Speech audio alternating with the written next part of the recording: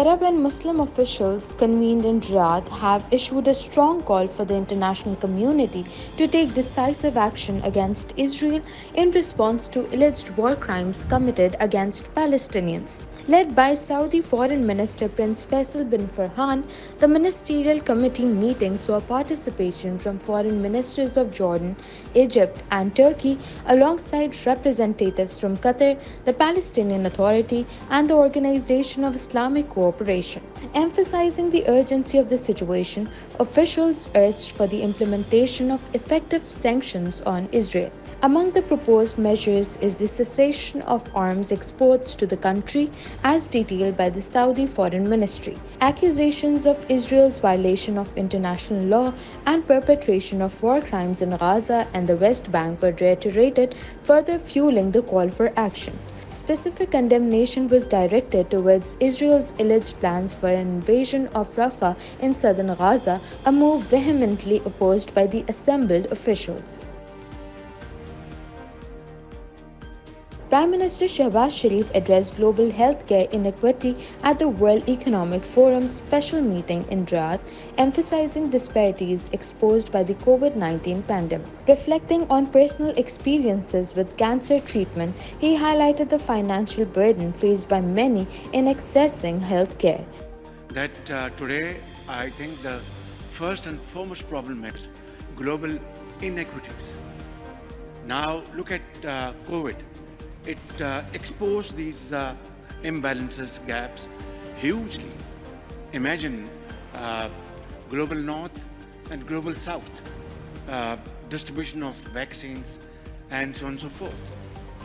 2, climate change has completely changed the landscape. Pakistan does not contribute even a fraction of emissions. Yet we are on the list, red list of climate change, and in 2022 we experienced the worst climate change floods in Pakistan, devastating everything from hospitals, schools, lands, agriculture, everything. And we had to invest hundreds of billions of rupees to rehabilitate people. But when it came to the question of seeking funds from abroad, those were loans, expensive loans. Can a developing country afford that? Concurrently, Foreign Minister 𝐒𝐭𝐲𝐬𝐿 assumed the additional role of Deputy Prime Minister amidst ongoing participation in the WEF meeting. Dar's appointment made by Prime Minister Shehbaz Sharif marks a return to a key leadership position. Notably, Dar's past roles as Finance Minister and his controversial policies have drawn both praise and criticism. The move signals a potential shift in Pakistan's governance dynamics, with implications for economic and diplomatic strategies under Shehbaz's leadership.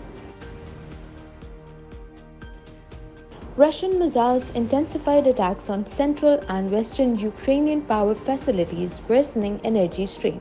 DTEK reported damage to 4 of 6 thermal power plants, causing fires in Lviv and Ivano-Frankivsk regions. President Zelensky's hometown faced water disruptions.